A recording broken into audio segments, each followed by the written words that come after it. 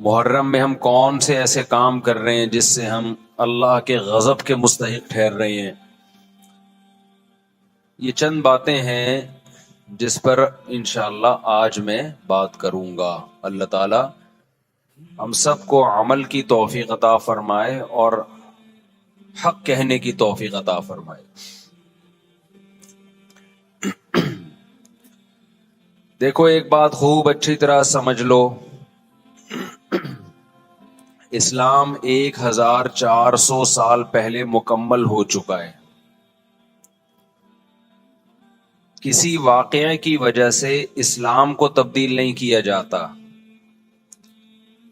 بلکہ اسلام کی روشنی میں اس واقعے کے جو تقاضے ہیں ان پر عمل کیا جاتا ہے۔ ہمارے ہاں ہو یہ رہا ہے، واقعات کی بنیاد پہ مسائل نکالے جا رہے ہیں۔ 10 محرم کا دن سیدنا حسین ابن علی رضی اللہ عنہ کی شہادت سے پہلے بھی عظیم تھا، اور سیدنا حسین ابن علی رضی اللہ عنہ کی شہادت کے بعد بھی عظیم دن ہے۔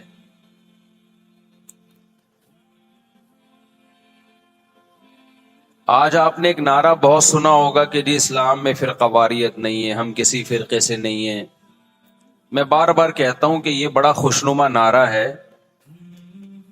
جو سننے میں بہت اچھا لگتا ہے، کچھ باتیں سننے کی حد تک بہت اچھی ہوتی ہیں، لیکن پریکٹیکل لائف میں ان کی ویلیو بالکل بھی نہیں ہوتی۔ جب آپ پریکٹیکل لائف میں آتے ہیں تو پھر آپ کو یہ فیصلہ کرنا پڑتا ہے کہ آپ کس فرقے سے تعلق ہے آپ کا۔ آپ سنی ہیں، شیعہ ہیں، معتزلہ ہیں، مرجیہ ہیں، قدریہ ہیں، ناصبیہ ہیں، کیا ہے آپ کا فرقہ؟ یہ کہہ دینا آسان ہے، میرا کوئی فرقہ نہیں ہے۔ اس پر سب سے بڑا اشکال یہ ہوتا ہے، یہ میں اس لیے فرقے کی بات کر رہا ہوں کہ آپ کو بھی طے کرنا پڑے گا کہ آپ یا تو شیعہ بن جاؤ بھائی، یا سنی بن جاؤ، ایک طرف ہو جاؤ آپ۔ محرم میں شیعہ بنے ہوئے ہوتے ہیں، رمضان میں سنی بنے ہوئے ہوتے ہیں، ربیع الاول میں بریلوی بنے ہوئے ہوتے ہیں، تو پتہ ہی نہیں چلتا کہ ٹکتا ہی نہیں ہے کسی ایک جگہ۔ اس بات میں دو رائے نہیں ہو سکتی کہ سیدنا حسین رضی اللہ تعالی عنہ کو جو کربلا میں شہید کیا گیا، یہ کائنات کا بدترین ظلم تھا۔ جس نے آپ کی گردن مبارک پہ تلوار رکھی، اس کی بدبختی میں دو رائے نہیں ہو سکتی۔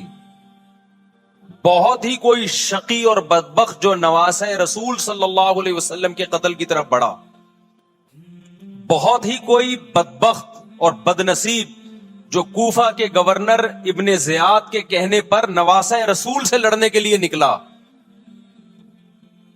جو اس ظلم کو ظلم نہیں مانتا، وہ بھی اپنے آپ کو جہنم میں جانے کے لیے تیار کر رہا ہے۔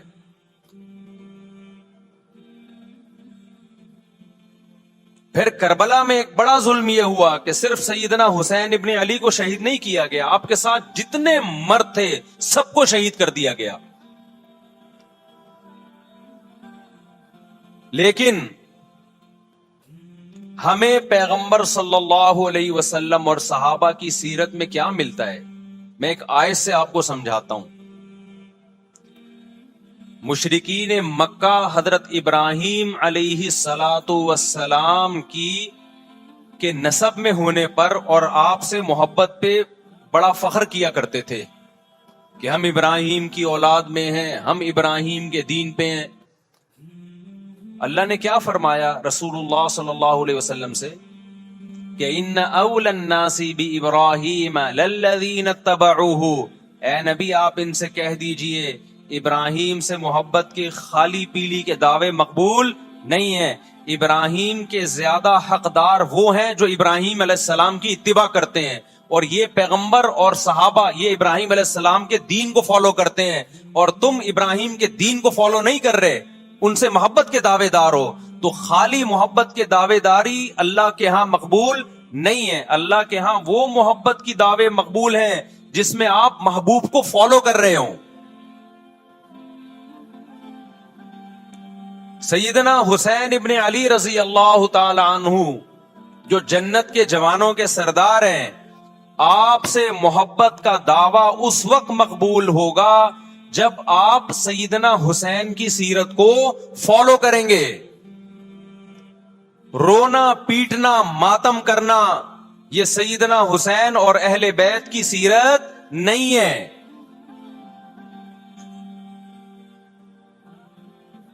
صبر کرنا، ظالم کے سامنے ڈٹ جانا، جان کے خوف سے اپنی پالیسیوں سے پیچھے نہ ہٹنا، یہ سیدنا حسین ابن علی رضی اللہ عنہ کی سیرت ہے جو آج ہمیں کہیں بھی نظر نہیں آتی.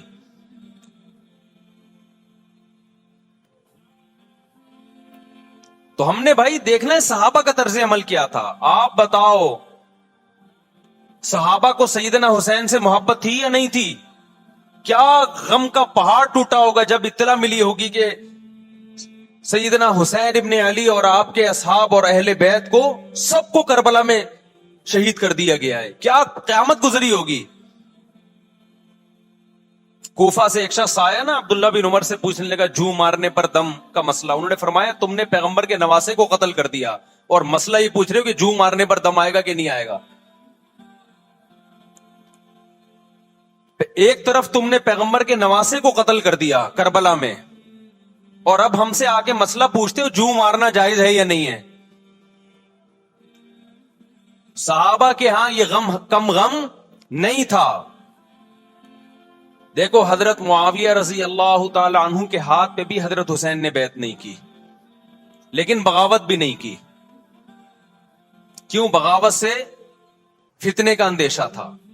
حضرت حسن جو حضرت حسین کے بڑے بھائی تھے انہوں نے سیدنا معاویہ رضی اللہ تعالی عنہ کے ہاتھ پہ بیعت کی اور اس اختلاف کو ہمیشہ کے لیے اپنی کوشش کے مطابق ہمیشہ کے لیے ختم کر دیا.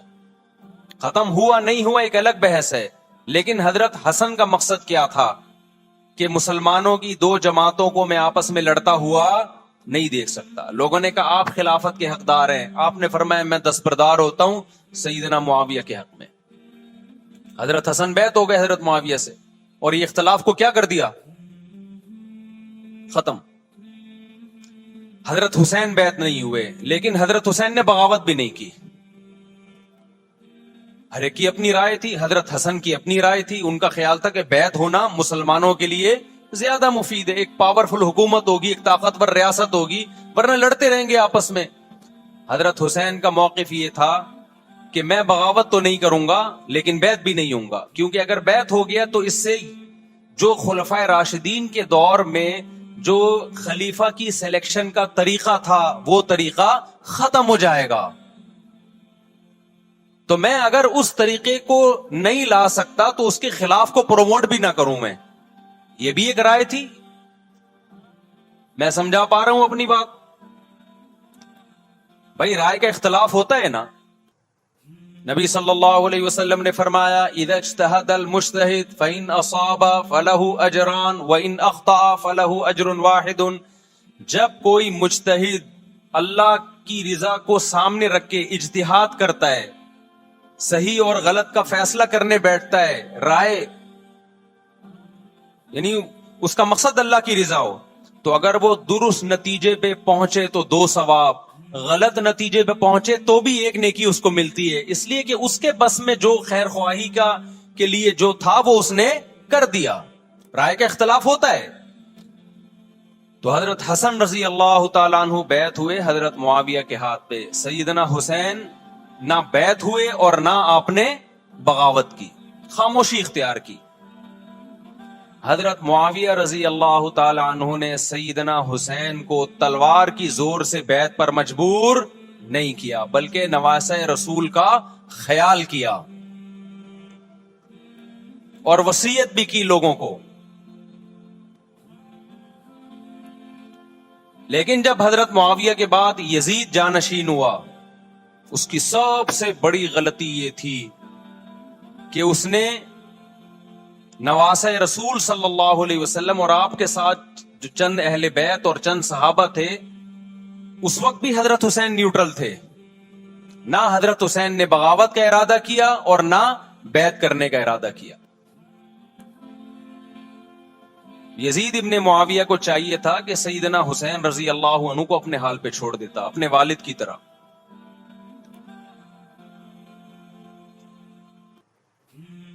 حضرت حسین رضی اللہ تعالی عنہ کو جب کوفہ سے خطوط آئے، یہ میں وضاحت اس لیے کر رہا ہوں کہ حضرت حسین بغاوت کے لیے نہیں نکلے تھے، اس مسلمان حاکم کے خلاف بغاوت کے لیے نہیں نکلے تھے، کیونکہ رسول اللہ صلی اللہ علیہ وسلم کی بہت ساری صحیح حدیث ہے اس بارے میں کہ جو باغی ہے، جو ریاست کے خلاف بغاوت کرتا ہے، اس کو نبی صلی اللہ علیہ وسلم نے اس عمل کو پسند نہیں کیا. ایسے جوان تھے جعفر طیار، خوبصورت جوان. غزوہ بدر میں جب مشرکین مکہ نے یہ نعرہ لگایا کہ حل میں مبارز، 3 سردار آئے، انہوں نے کہا پہلے تمہارے اندر سے 3 بہادر آئے، ہم سے لڑیں. دیکھو عربوں میں یہ ہوتا تھا کہ جب جنگ کے لیے 2 فوجیں آمنے سامنے کھڑی ہوتی تھی تو پہلے دونوں طرف کے بہادر ترین لوگوں کی لڑائیاں ہوتی تھیں کہ جب تک دونوں میں سے ایک قتل نہیں ہوگا لڑائی شروع نہیں ہوگی. تو آپ کو پتا ہے کہ اس میں بہادر ترین لوگ نکلیں گے نا، جو لڑنا جانتے ہوں. مشرکین مکہ کی طرف سے 3 یا 4 بڑے بڑے سردار آئے لڑائی سے پہلے، بدر میں لڑائی سے پہلے. انہوں نے نعرہ لگایا حل میں مبارز، کوئی ہے تم میں جو پہلے ہم سے لڑے. یعنی ادھر سے ہم 3 ہیں تو ادھر سے بھی کتنے چاہیے؟ 3 بندے. ادھر سے انصار صحابہ آئے. مشرکین مکہ نے کہا لیسو بی اکفائنا، یہ ہمارے جوڑ کے نہیں ہیں، قریشی ہاشمی چاہیے ہمیں، ہمارے نسب کے لوگ ہونے چاہیے. تو ادھر سے نبی صلی اللہ علیہ وسلم نے حضرت علی کو بھیجا اور حضرت جعفر طیار کو بھیجا. جن صحابہ کو بھیجا ان میں حضرت جعفر طیار بھی تھے. حضرت جعفر طیار رضی اللہ تعالی عنہ اور سیدنا علی مقابلے میں غالب آ گئے. خوبصورت صحابی، نجاشی کے سامنے آپ نے تقریر کی ہے، ہجرت کی ہے نا جب حبشہ کی طرف، تو نجاشی نے پوچھا جعفر طیار سے کہ تمہارے پیغمبر جو کلام لے کر آئے ہیں وہ سناؤ.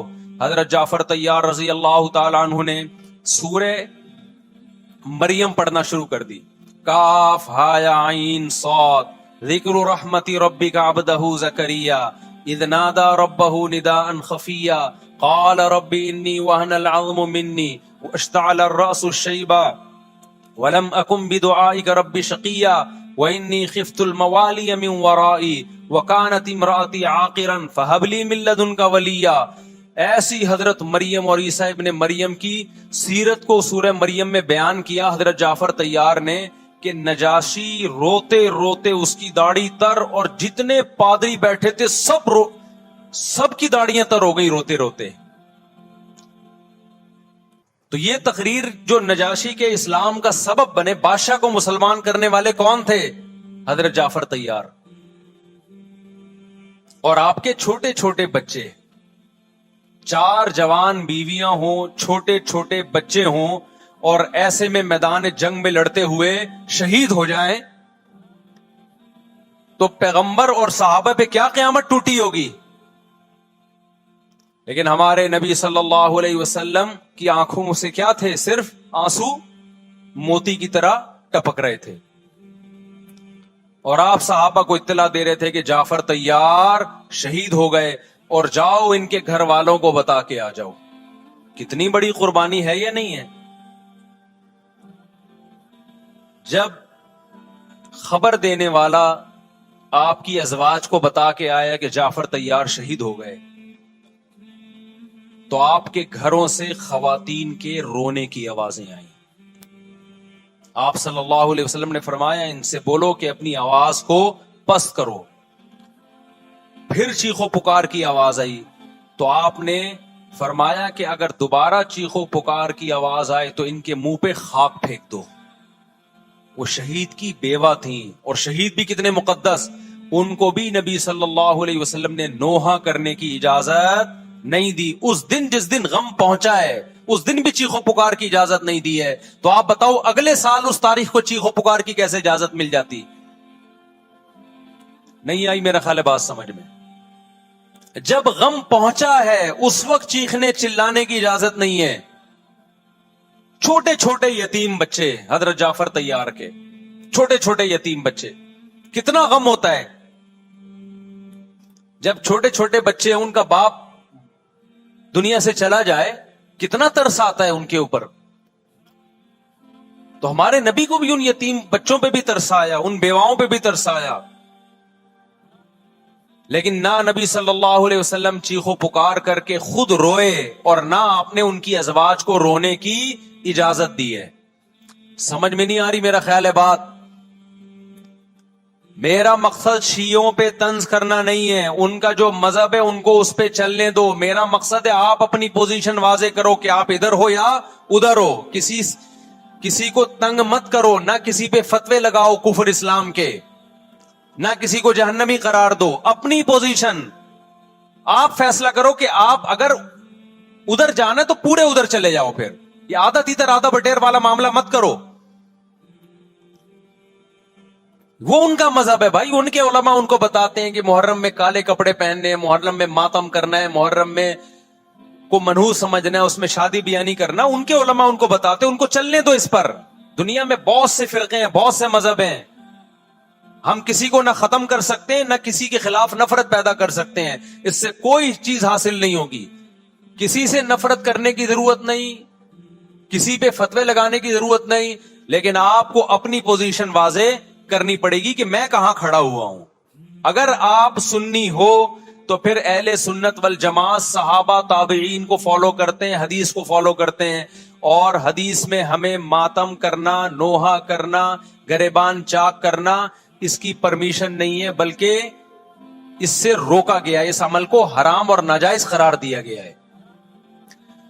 بات آ رہی ہے سمجھ میں؟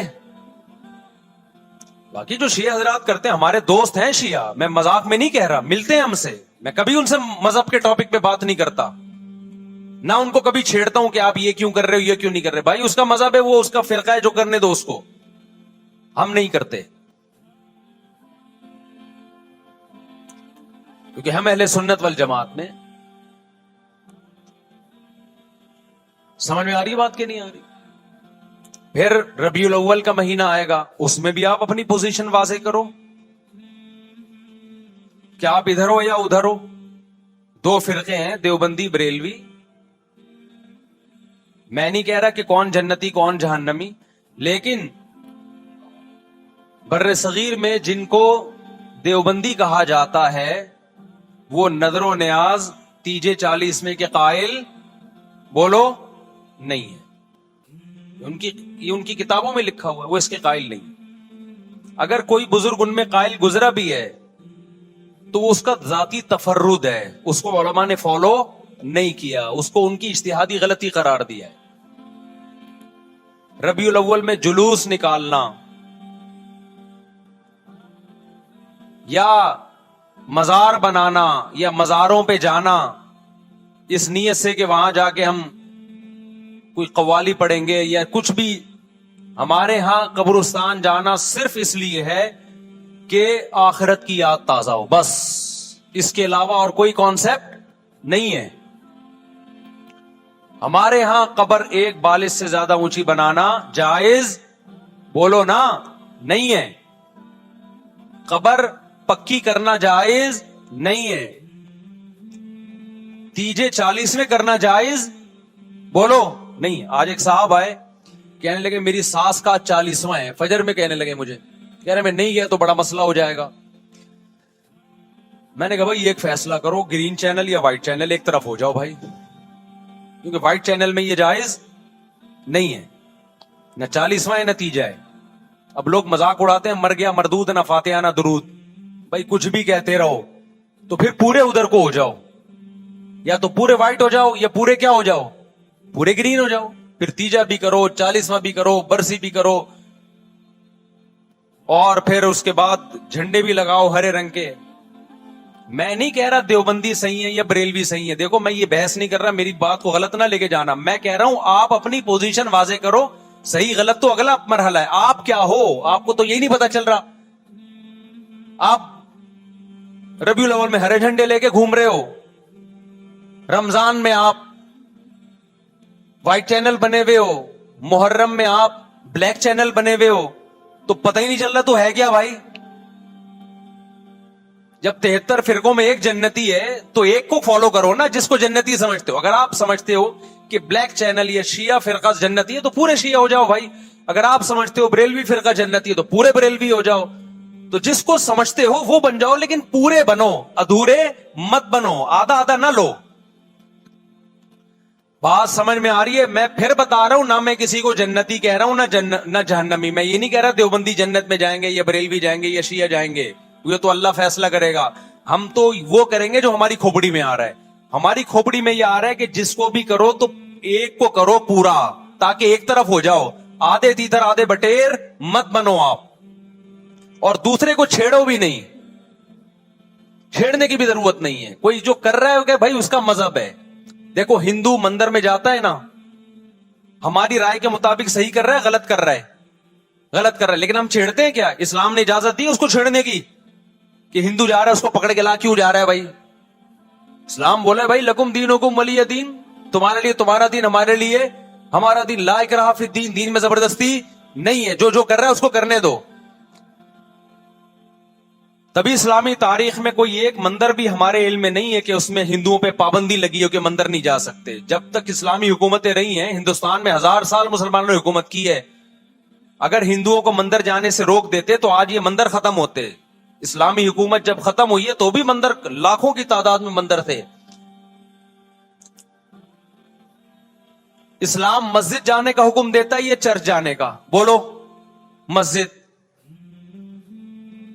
چرچ جانے کو غلط سمجھتا ہے کیونکہ وہاں غیر اللہ کی, عیسیٰ ابن مریم کی عبادت ہو رہی ہے.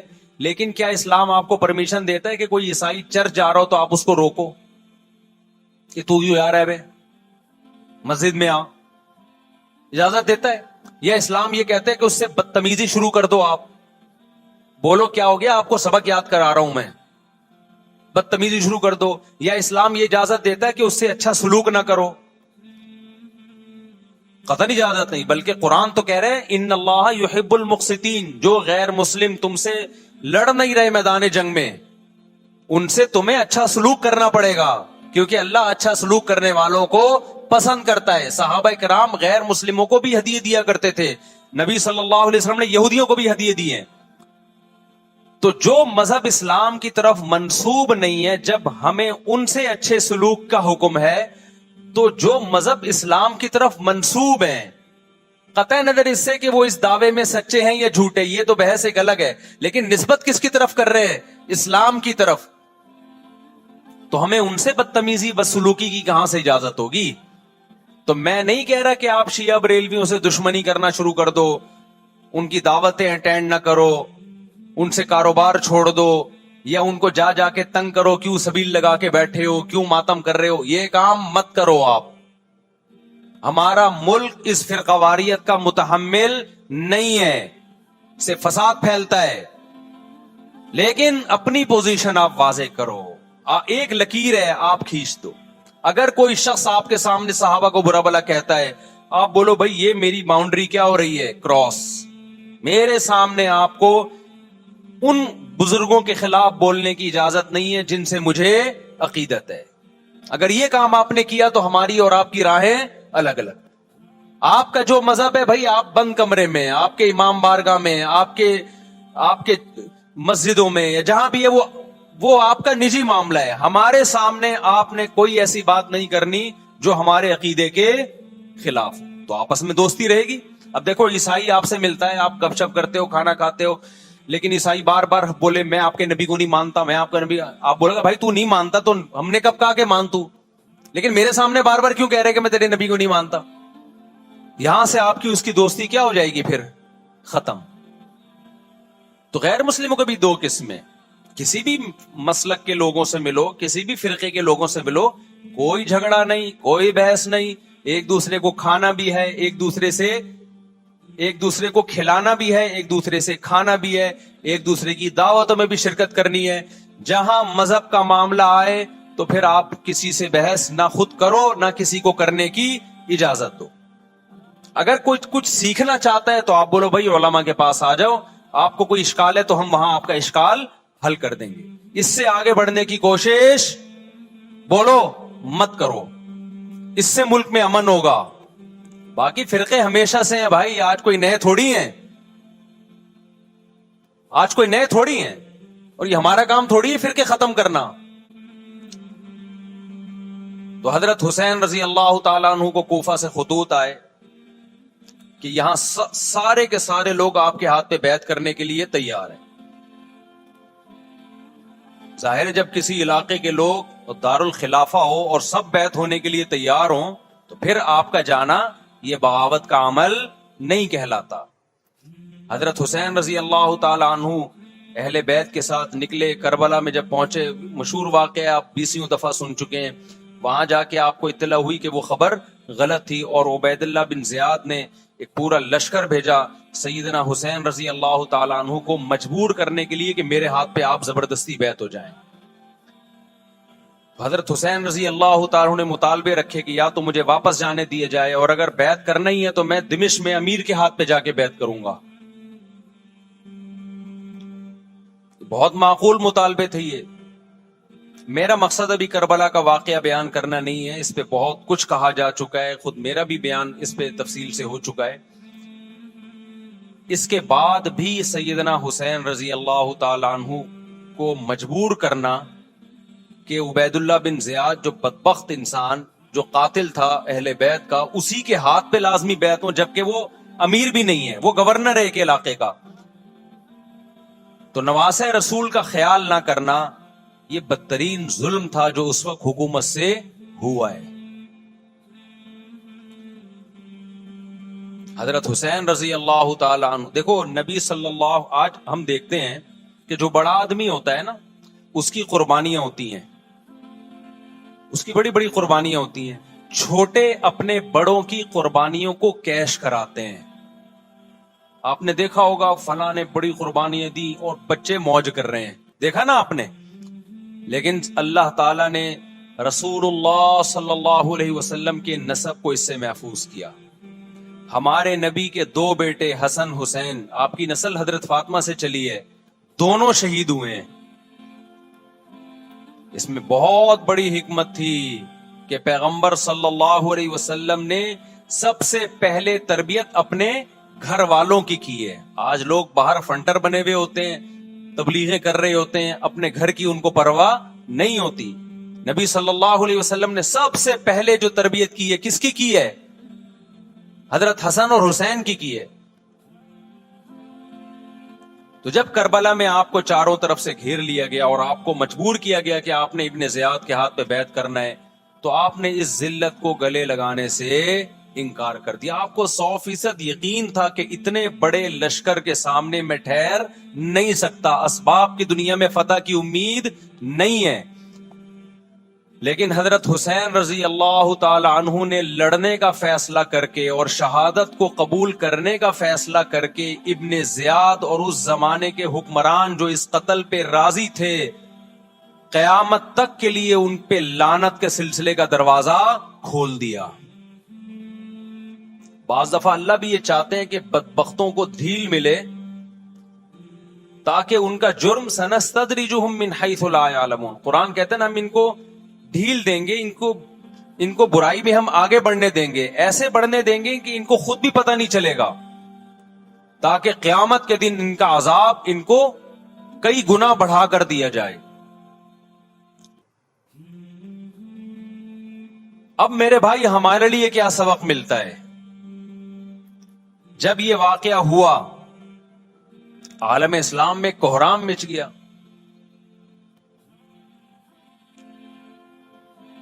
لیکن کیا اس واقعے کے بعد اہل بیت کی جو مقدس اور پاکیزہ عورتیں تھیں، کیا انہوں نے نوحہ کیا یا صبر کیا؟ آپ کا ضمیر کیا کہتا ہے؟ انہوں نے نوحے پڑے ہوں گے یا صبر کیا ہوگا؟ بولو بھائی. صبر کی. عبداللہ بن عمر رضی اللہ تعالیٰ عنہ جو کوفہ والوں کو ملامت کیا کرتے تھے کہ تم جو مارنے کے مسئلے ہم سے پوچھتے ہو, تم نے حسین کا قتل کر دیا, تو یہ حضرت ابن عمر نے اسی لیے کہا نا کہ آپ کو اس کا غم ہوا تھا. تو ابن عمر کا عمل کیا تھا؟ کیا انہوں نے ماتم کیا؟ کیا انہوں نے چھروں سے اپنے آپ کو مارا؟ حضرت حسین کا قتل بھی ظالمانہ, اور اس سے پہلے سیدنا عثمان کا قتل بھی ظالمانہ. اگر نوحہ یا ماتم جائز ہے تو حضرت عثمان کی شہادت کے دن بھی جائز ہے, حضرت حسین کی شہادت کے دن بھی جائز ہے. اور اگر ناجائز ہے تو جیسے عثمان کی شہادت کے دن ناجائز, حسین کی شہادت کے دن بھی ناجائز ہے. سمجھ میں آ رہی ہے بات کہ نہیں آ رہی ہے؟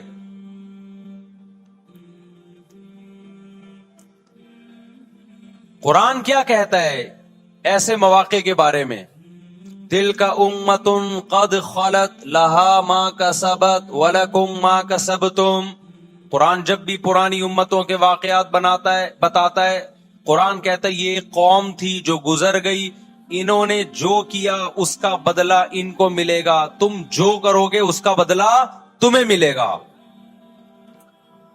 تو ہمیں اللہ نے اس واقعے میں بھی بتا دیا کہ سیدنا حسین کا واقعہ, کربلا کا واقعہ جب سنا کرو تو یہ سوچا کرو یہ قوم تھی جو گزر گئی, جس نے اچھا کیا, حسین ابن علی نے اچھا کیا, ان کو اس اچھائی کا بدلہ ملے گا. اور جو حضرت حسین کے قتل کے ہاتھوں, قتل کے حضرت سیدنا حسین کے مبارک خون سے جن کے ہاتھ آلودہ ہوئے, کیونکہ قتل کیا نا انہوں نے, تو لہا ما کسبت, ان کو اس ظلم کا بدلہ بھی ملے گا. تو ہمارا کام کیا ہے؟ ہم نے فالو کرنا ہے حسین کے راستے کو, نہ کہ حسین کے نام پہ ہم نے ماتم کرنے ہیں. حسین کا راستہ کیا ہے جس کو ہم نے فالو کرنا ہے؟ اب میں چند چیزیں آپ کو بتاتا ہوں. سب سے پہلا سبق جو ہمیں کربلا میں ملتا ہے کہ عزت اور دین, ایک طرف دنیا ہے. دیکھو اگر حضرت حسین رضی اللہ تعالیٰ عنہ ابن زیاد کے ہاتھ میں جا کے بیعت ہو جاتے, آپ کیا سمجھتے ہو بے تحاشا مال و دولت حضرت حسین پہ خرچ نہیں کرتا کیا وہ؟ جب ایک بڑا آدمی کسی کے ہاتھ پہ بیعت ہوتا ہے تو اس کو بھی تو فائدہ ہوتا ہے نا اس سے. اور کیا حضرت حسین کو یقین نہیں تھا کہ کربلا میں شہید ہو جاؤں گا؟ فتح اور نصرت کی اسباب کی دنیا میں کوئی امید نہیں تھی, مگر آپ نے اہل بیت کو کربلا میں رسوا کرنے پر عزت کی موت کو ترجیح دی ہے. آج اگر آپ میں یہ ظرف ہے کہ آپ عزت کی موت کو ذلت کی زندگی پر ترجیح دیتے ہو تو پھر آپ حسینی ہو. نہیں یہی بات میرا خیال ہے سمجھ. سیدنا حسین کی سخاوت کے واقعات ہیں. سیدنا حسین باغی نہیں تھے رضی اللہ عنہ. پھر جو اہل بیت کا طرز عمل کیا تھا, محرم میں کیا کیا ہو رہا ہے میں آپ کو بتاتا ہوں. ان میں سے کوئی بھی عمل نہ ہمیں قرآن سے ملتا ہے نہ صحابہ سے ملتا ہے ہمیں. تو ما انا علیہ و اصحابی جو جنتی فرقہ ہوگا اس کی جو علامتیں ہیں, تو جب آپ ان علامتوں کے خلاف چلو گے, صحابہ اور تابعین کو فالو نہیں کرو گے, تو آپ پھر اپنے آپ کو سنی کہنا چھوڑ دو. آپ بتاؤ مجھے اسلام میں کوئی مہینہ منحوس ہے؟ بولو نا, کوئی مہینہ منحوس ہے؟ تو آپ محرم کو منحوس کیوں کہتے ہو؟ لوگ مجھے کہتے ہیں مفتی صاحب فرقواریت پھیلا رہے ہیں. دیکھو فرقواریت جب پھیلا رہا ہوں جب میں کسی فرقے کے خلاف آپ کو کر رہا ہوں. میرے بیان شیعہ لوگ بھی سنتے ہیں, ملتے بھی ہیں. بہت دفعہ ایئرپورٹ پہ ملاقات ہوئی, بڑی عزت سے ملے, میں شیعہ ہوں لیکن آپ سے محبت کرتا ہوں. یہاں مسجد میں بھی آتے ہیں, میں نے کبھی کسی پہ طنز نہیں کیا. اس لیے میں بار بار کہتا ہوں جو شیعہ کا مذہب ہے اس کو کرنے دو. وہ سبیلے لگاتے ہیں, آپ ان کو مت چھیڑو, جا کے تنگ نہ کرو ان کو. وہ ماتم کرتے ہیں, آپ ان کو مت چھیڑو. وہ نوحے کرتے ہیں, وہ نوحے پڑھتے ہیں, آپ ان کو مت چھیڑو. لیکن آپ اپنی پوزیشن واضح کرو کہ آپ شیعہ ہو یا آپ سنی ہوں. آپ تو ایک طرف ہو جاؤ نا. محرم میں اگر آپ مرثیے لگا کے گھوم رہے ہو گاڑیوں میں, اٹ مینز آپ سنی نہیں ہو. آپ نبی صلی اللہ علیہ وسلم کی حدیث ہے ہمارے پاس, ہم اہل سنت والجماعت ہیں, ہم سنت کو فالو کرتے ہیں. تو سنت کیا کہتی ہے؟ میتوں پہ گریبان چاک کرنا, میتوں پہ چیخ و پکار کر کے رونا. آپ نے فرمایا لیس منا, وہ ہم میں سے نہیں ہے. اور اس عمل پہ آپ صلی اللہ علیہ وسلم نے لعنت فرمائی ہے. لوگ کہتے ہیں حسین کی یاد میں رونا نبی کی سنت ہے. نبی صلی اللہ علیہ وسلم کو جب جبریل نے بتایا کہ حسین شہید ہوں گے, آپ روئے, اس لیے کہ اس وقت آپ کو یہ خبر ملی تھی. لیکن کیا ہر محرم میں آپ نے رونے کا پروگرام کیا ہے, یا صحابہ کو بیٹھ کے باقاعدہ رلایا ہے آپ نے؟ کیا ہو گیا بھائی؟ آپ کو بھی جب کربلا کا واقعہ کی خبر ملی آپ کی آنکھوں میں آنسو آ جائے, یہ نیچرل ہے, یہ حسین سے محبت کی علامت. لیکن ہر محرم میں باقاعدہ بٹھا کے رونے کا پروگرام کرنا, یہ حسین سے محبت کی علامت نہیں ہے, بلکہ شریعت میں ناجائز ہے یہ غموں کو بڑھانا.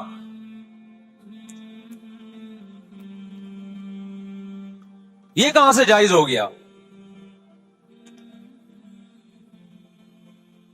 حضرت عثمان بھی تو شہید ہوئے تھے, نبی صلی اللہ علیہ وسلم کے داماد تھے. ان کی یاد میں آپ رونے کو سنت کیوں نہیں کہتے؟ ہماری نظر میں حسین کا قتل بھی بہت بڑا ظلم, اور سیدنا عثمان کا قتل بھی بہت بڑا ظلم تھا. دونوں مظلوم تھے, دونوں مظلوم شہید تھے. ہمیں دونوں کی شہادت پہ غم ہے, لیکن اب اس غم کو مناتے نہیں ہے. اسلام میں غم منانا سنت نہیں ہے. دیکھو جعفر طیار رضی اللہ عنہ, نبی کے چچا زاد بھائی, اہل بیت, جب آپ صلی اللہ علیہ وسلم نے ان کو لڑائی کے لیے میدان جنگ میں بھیجا, رومیوں سے لڑائی تھی. حضرت جعفر طیار کی 4 بیویاں تھیں. جب نبی صلی اللہ علیہ وسلم مسجد نبی میں بیٹھے, آپ کو فرشتوں نے اطلاع دی کہ جعفر طیار شہید ہو گئے. آپ صلی اللہ علیہ وسلم کی آنکھوں سے آنسو. یہ آنسو اس وقت نکلے جب عین شہادت کی اطلاع ملی ہے. اس وقت آنسوؤں کا نکلنا محبت کی علامت ہے. آپ نے صحابی رسول کو بھیجا کہ جاؤ آپ کی زوجات کو, بیویوں کو جا کے خبر دو کہ جعفر طیار شہید ہو گئے. کیا قربانی تھی صحابہ کی. آپ دیکھو, یہ تو عیسیٰ ابن مریم جب نازل ہوں گے, حضرت مہدی آئیں گے, وہ تلوار کی طاقت سے ختم کریں گے. ان کے پاس یہ اتھارٹی ہوگی کہ وہ فرقوں کو ختم کریں. آپ نے یہ کرنا ہے کہ دوسرے کے مسلک کو چھیڑنا نہیں ہے اور اپنا چھوڑنا نہیں ہے. مسئلہ آپ کے ساتھ یہ ہو رہا ہے کہ دوسرے کو چھیڑ بھی رہے ہو اور اپنا چھوڑ بھی رہے ہو, دونوں الٹے کام کر رہے ہو.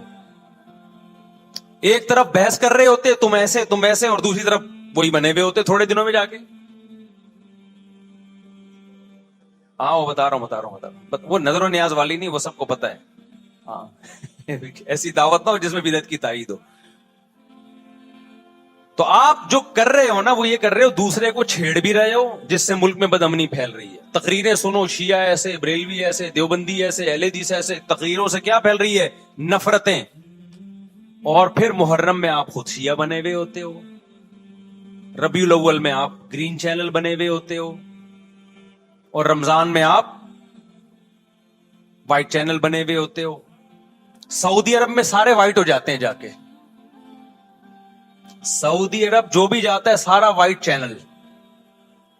پیغمبر کی قبر پہ کوئی دھمال نہیں, کوئی قوالیاں نہیں. وہاں کھڑے ہوں گے, تمیز سے سلام پیش کر کے آگے نکل جائیں. وہاں کوئی چیخو پکار نہیں. وہاں جا کے سارے کیا ہو جاتے ہیں؟ وائٹ, کیونکہ وہاں حکومت کا ڈنڈا ہے. ٹھیک ہے نا. تو گورنمنٹ کے پاس تو یہ اختیار ہے بھائی ڈنڈا چلائے, ہمارے پاس یہ اختیار نہیں. ہم تو تمیز سے بات کریں گے, سمجھائیں گے, محبتیں پھیلائیں گے. کیونکہ جب عوام ڈنڈا چلاتی ہے تو اس سے اصلاح کم اور فساد زیادہ ہوتا ہے. تو میں بار بار کہہ رہا ہوں بھائی, دوستیاں رکھو, کوئی دفتروں میں شیعہ سنی لڑائی نہ ہونے دو, یہ غلط ہے. محبتیں پھیلاؤ, لیکن مسلک کو چھوڑنا نہیں ہے. جب کوئی آپ سے کہے محرم میں یہ کام کرو, بولو بھائی ہم چونکہ اہل سنت والجماعت میں سے ہیں, ہم چونکہ سنی ہیں, لہذا ہمارے ہاں کوئی مہینہ ہمارے مذہب کے مطابق منحوس نہیں ہے. پھر کوئی آپ کو اصرار کرے نہیں یہ نہیں یہ نہیں یہ، آپ بولو بھائی ہم تم پہ اپنا مسلک تھوپ رہے ہیں کیا؟ تم جلوس نکالتے ہو، تم ماتم کرتے ہو، ہم تو نہیں تمہیں روکتے آ کے، بلکہ گورنمنٹ تمہیں تحفظ دیتی ہے، سیکیورٹی دیتی ہے گورنمنٹ تمہیں. تو جب ہم اپنا مسلک تم پہ نہیں تھوپتے تو تم اپنا مسلک ہم پہ کیوں تھوپ رہے ہو بھائی؟ تو ہم محرم میں بھی شادی کریں گے، ربیع الاول میں بھی کریں گے، سفر میں بھی کریں گے، رمضان میں بھی کریں گے. ہم نے تو 4 کرنی ہے، ہم مہینوں کے حساب سے شروع کر دیں تو پھر ہمارے تو بڑے مسئلے ہو جائیں گے بھائی. سمجھ میں آ رہی ہے بات کہ نہیں آ رہی؟ حضرت جعفر طیار اہل بیت میں سے تھے، کتنی زوجات تھیں؟ 4 تھیں. حضرت علی کی کتنی تھی ایک وقت میں؟ حضرت فاطمہ کے دنیا سے جانے کے بعد 4 تھیں. یہ بھی ہے سنت میں، نکاح کو فروغ دو، یہ اہل بیت کا طریقہ ہے تاکہ سوسائٹی میں زنا کم ہو، بیوہ طلاق یافتہ عورتوں کو ٹھکانہ ملے. خیر، تو اب میں بات سمیٹ کے ختم کر رہا ہوں. لوگ کہتے ہیں محرم میں ہم نکاح کیوں کریں بھائی؟ فرض واجب تو نہیں ہے نا، چلو حرام نہیں ہے لیکن فرض بھی تو نہیں ہے نا. لوگ یہ بھی کہتے ہیں. دیکھو، جب قرآن نے کسی چیز کو حلال قرار دیا ہو نا تو قرآن اس کو پسند نہیں کرتا کہ آپ عملاً اس کو حرام کر دو. دیکھو، مشرکین مکہ کیا کرتے تھے؟ بتوں کے نام پہ جانور چھوڑتے تھے، پھر ان کا گوشت نہیں کھاتے تھے. اللہ نے فرمایا کہ تم نے ایک خدا کی حلال کردہ چیز کو کیسے حرام کر دیا تم نے؟ نبی صلی اللہ علیہ وسلم نے قسم اٹھائی میں شہد نہیں کھاؤں گا. آپ نے فرمایا لما تحرم ما احل اللہ لک، اے نبی جو چیز اللہ نے آپ کے لیے حلال کر دی آپ کیسے اپنے اوپر حرام کر رہے ہیں؟ اس سے پتا چلتا ہے کہ اگر آپ محرم میں نکاح کرنا چاہتے ہیں لیکن آپ یہ سوچ کے ڈیلے کر دیتے ہیں کہ بھائی اس مہینے میں لوگ نکاح کو برا سمجھتے ہیں، تو یہ ڈیلے کرنا آپ کے لیے ناجائز ہوگا. کیونکہ لما تحرم ما احل اللہ لکا، اللہ نے جس چیز کو تمہارے لیے حلال کیا تم نے کس دلیل کی بیس کے پر اپنے اوپر پابندی لگائی ہے اس پر؟ ایک تو ہے نا کسی کو شادی کا خیال ہی سفر میں آ رہا ہے، ربیع الاول میں آ رہا ہے، وہ تو ایک الگ بات ہے، لیکن اس کا نکاح محرم میں ہونا تھا. صرف محرم کی وجہ سے وہ ڈیلے کر رہا ہے کہ جی میں ربیع الاول میں لے کے جاؤں گا. یہ ڈیلے کرنا قرآن و سنت پہ زیادتی ہے یا نہیں ہے؟ یہ اللہ کے حلال کو عملاً حرام کرنا ہے یا نہیں ہے؟ نہیں یہی بات سمجھ میں. پھر اگر کوئی شیعہ آپ سے کہتا ہے کہ بھئی آپ ہمیں چھیڑنے کے لیے کام کر رہے ہو، آپ بولو نہیں بھائی ہم آپ کو چھیڑنے کے لیے نہیں کر رہے، آپ کا مسلک ہے، آپ اس پر عمل کریں، ہمیں اس پہ کوئی اعتراض نہیں ہے. لیکن ہم کس کے پر عمل کریں گے؟ ہم اہل سنت والجماعت ہیں. کتنے صحابہ ہیں، خود نبی کی نکاح محرم میں ہوا ہے. اور ویسے بھی ہمارے ہاں شہادت ایک منحوس عمل نہیں ہے، شہادت ایک مبارک عمل ہے. 10 محرم پہلے سے فضیلت والا دن تھا، محرم پہلے سے فضیلت والا مہینہ تھا. حسین ابن علی کی شہادت سے اس مہینے کے تقدس کو 4 چاند لگ گئے ہیں اور مقدس ہو گیا یہ مہینہ. یہ کیسی بات ہے جو شہادت کا دن ہو ہم اس کو منحوس قرار دے دیں؟ بھائی ہمارا یہ جگرا نہیں ہے. سمجھتے ہو کہ نہیں سمجھتے ہو؟ تو اس لیے محرم میں اگر کسی نے نکاح کرنا ہے اس کو ڈیلے مت کرو میرے بھائی. لوگ کہتے ہیں فرض تو نہیں ہے نا، آپ اگر اس کے نحوست منحوس ہونے کی وجہ سے ڈیلے کر رہے ہو تو پھر آپ پہ فرض ہوگا کرنا. کیوں؟ اس آیت کی روشنی میں لما تحرم ما احل اللہ لک، اے نبی جس چیز کو اللہ نے حلال قرار دیا آپ کس دلیل کی بیس پہ اس کو اپنے اوپر حرام کرتے ہیں؟ سمجھتے ہو کہ نہیں سمجھتے؟ تو اسی طرح یہ جو باقی کام محرم میں ہو رہے ہیں، مرثیے سن رہے ہیں لوگ، نوحے سن رہے ہیں، رکشے والوں نے بھی لگائے ہوئے ہیں، تو بھائی شیعہ حضرات کا مسئلہ کہ ان کو کرنے دو، آپ یہ عمل مت کرو. اگر آپ سنی ہو تو پھر اہل سنت والجماعت کے ہاں میتوں پہ رونے کے مرثیے یہ جائز نہیں ہے، کیونکہ اس سے غم بڑھتا ہے. ہمارے نبی نے جعفر طیار رضی اللہ عنہ کی زوجہ کو، جن کا حقیقی غم تھا اس وقت، ان کو نہیں رونے دیا. تو ہمیں کیسے آپ صلی اللہ علیہ وسلم چیخو پکار کی اجازت دیں گے؟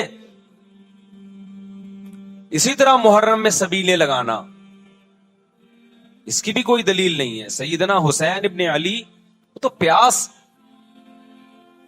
ظلم سے شہید ہوئے وہ. ایک طرف آپ کہتے ہیں وہ پیاسے تھے, ان کو پانی نہیں ملا, دوسری طرف آپ اس دن میں لوگوں کو پانی پلا رہے ہیں, تو اس کی لاجک بھی نہیں بنتی کوئی. اسلام نے 10 محرم کو روزے کا دن قرار دیا. روزہ اور سبیل جمع نہیں ہو سکتے. سمجھتے ہو کہ نہیں سمجھتے؟ آپ کہہ سکتے ہیں کسی کو پانی پلانے پر کون پابندی لگا سکتا ہے؟ پانی پلاؤ بھائی پورے سال, اسپیسیفک ان دنوں میں کیوں پلا رہے ہیں آپ؟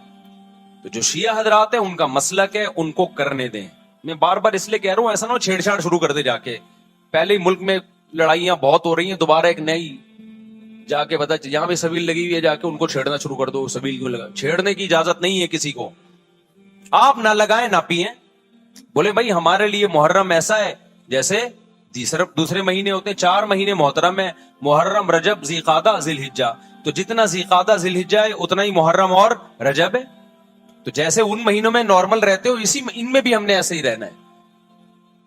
سمجھتے ہو کہ نہیں سمجھتے ہو؟ اور حلیم کی دیگیں مت پکاؤ محرم کی راتوں میں. حلیم کھا سکتے ہو جب چاہو اس خاص ان دنوں میں. اور ویسے بھی جو لوگ پوری رات حلیم کے دیگڑے میں گھوٹے لگاتے ہیں, صبح روزہ نہیں رکھتے ہو. کیا خیال ہے؟ جب آپ پوری رات دیگڑے میں گھومتے رہو گے, دیکھا نہیں ہے پوری رات دیکھ کے اندر گھومتے رہتے ہیں, جیسے موت کے کنویں میں نہیں بائک چلاتا بندہ, تو صبح روزہ رکھے گا ایسا آدمی؟ تو یہ ساری چیزیں آپ کو اس کام سے روکتی ہیں جو سنت سے